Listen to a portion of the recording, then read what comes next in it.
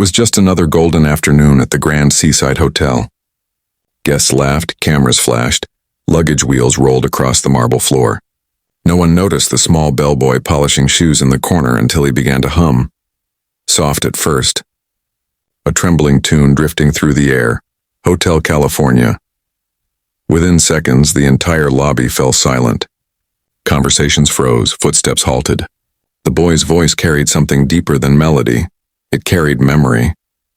Each lyric sounded like a prayer whispered to someone long gone. Even the chandeliers seemed to shimmer differently, as though time itself was listening. Behind the reception desk, the manager frowned. "Not here, son," he mouthed.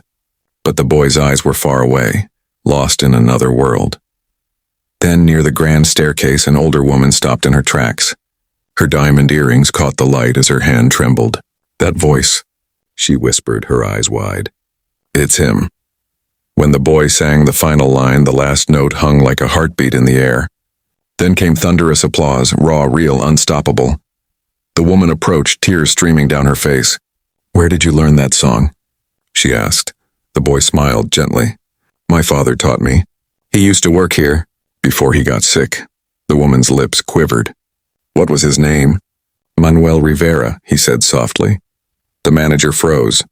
The woman gasped. "Oh, dear God." Many years before that moment, Manuel Rivera was the soul of the hotel. Guests remembered his music long after checkout. Every night he played the piano in the lounge, not for tips, but for hearts. One evening, a world-famous singer arrived, a woman known for her beauty, not her loneliness. She was broken, hiding behind sunglasses and silence. Manuel saw her pain and simply said, "Would you like to sing something that feels like home?" They played Hotel California. Her voice cracked at first, but then found its strength again beside his humble chords. That night, for the first time in years, she smiled. Before leaving, she promised softly, "If I ever sing again, I'll take your music with me." But fame is a storm. It sweeps away promises like leaves in the wind. She never returned. Years passed. Manuel grew frail. His hands shook too much to play.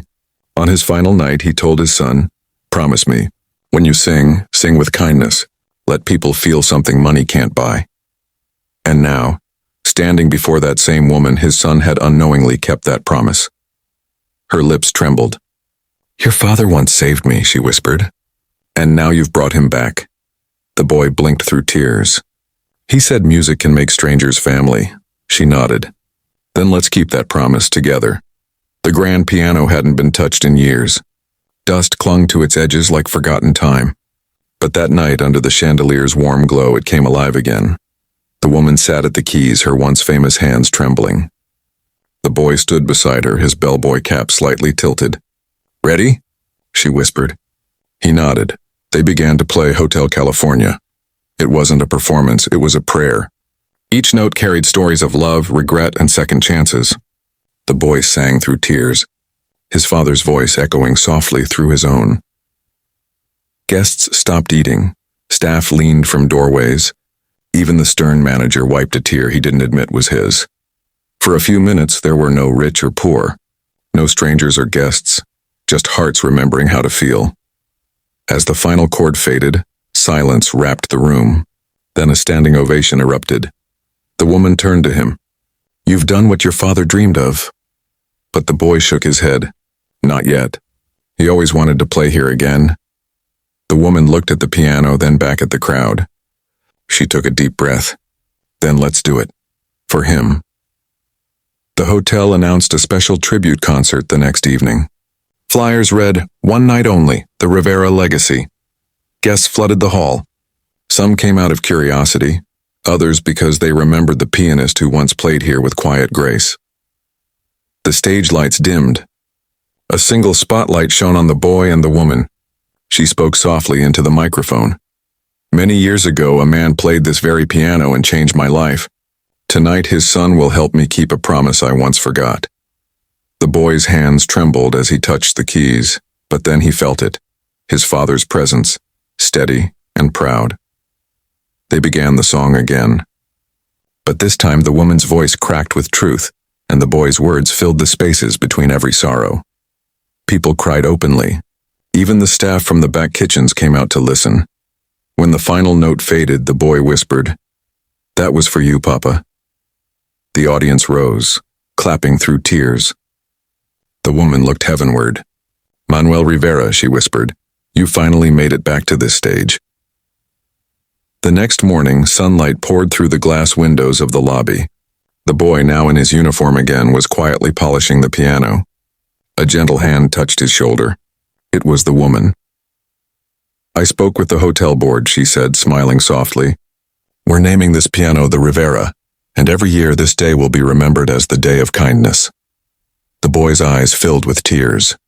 He would have been so happy. She handed him an envelope. Inside was a scholarship letter, music school fully paid. "It's time the world hears your father's song again," she said. He looked at her, overwhelmed. "Why are you doing this?" She smiled. "Because a kind man once helped me find my voice. Now it's my turn." The camera pans up, the lobby alive again, guests walking, laughter returning. But this time near the piano hangs a small framed photo, Manuel Rivera smiling beside his son. A sign below reads, "Music may fade, but kindness echoes forever." The boy sits, plays the first few chords of Hotel California and smiles. The same golden light fills the room, soft, timeless, eternal. And for everyone who passes through that hotel, even just once, something in their heart changes.